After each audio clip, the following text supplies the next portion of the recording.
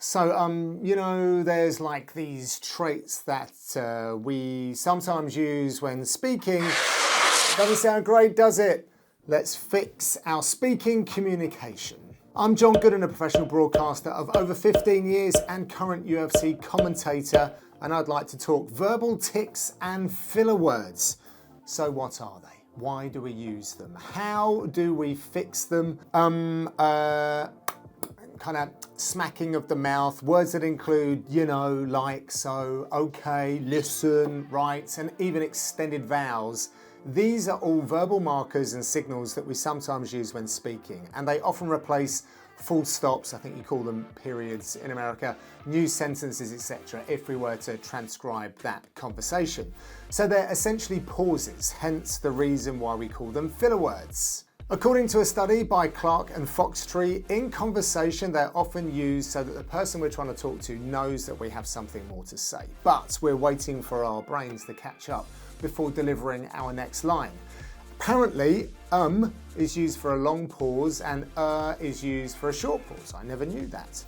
The act of extending vowels is interesting too. Do you notice that people might say, I'm going to the park, but when they're perhaps thinking to the next line ahead, that might become, I'm going to the park. See the little click I did as well. You see my verbal tics are coming out too. So how do we fix this? It's funny, when I first had motivations to work in front of the camera, this was one of the first things that I turned my attention to. So I do understand that there's some kind of association to good presenting and lack of filler words.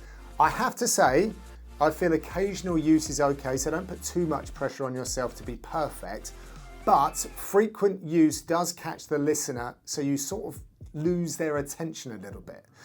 Now, I recently did a podcast with a friend of mine that I'd spent a lot of time with over the years, and it wasn't until I put him on camera and in front of a live microphone that I noticed how much he said and So this indicated to me that when you're presenting, these filler words become more obvious rather than in day-to-day conversation. But let's talk about how we remedy these issues then.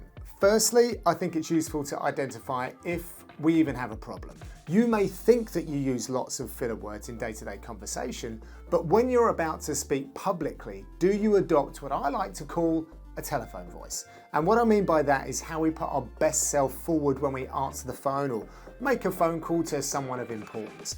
Does the attention and the kind of mindfulness erase a lot of these filler words and tics? So let's find out whether you've actually got a problem first.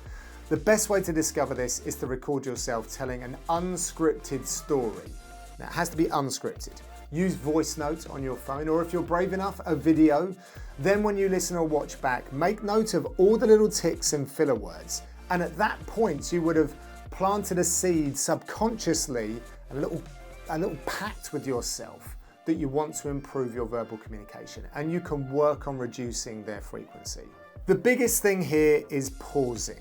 There are so many points in professional broadcasting where pausing is a really important tool, but it's something that we don't really do as much in day-to-day communication.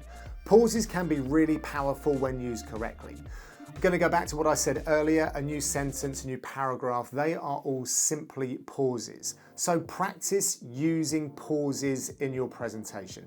Slow everything down to the point where you even close your mouth. Step one is try to do this while you're using a recording device. It is more tricky when you're having a conversation with someone because they might see a pause as an opportunity for them to jump in, finish your sentence, or just take over with their train of thought.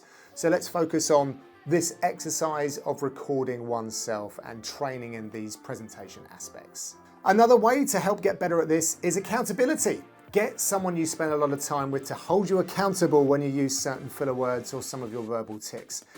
Because I'm a bit of a geek, and don't judge me too harshly on this, when it comes to this kind of stuff, in the Gooden household, I've discovered that my wife and I both have our own tics, and they have now filtered down onto our young daughter, and we've noticed this. I don't want her to have our bad habits, so we're trying to undo some of these by working on ourselves, and it is proving productive. To summarize, let's identify what you're looking to improve and then practice by recording yourself and getting someone else to hold you accountable. I hope this really helps you. If there's something else in the presenting or broadcasting space that you need help with, drop me a comment and I'll put together a little video for you.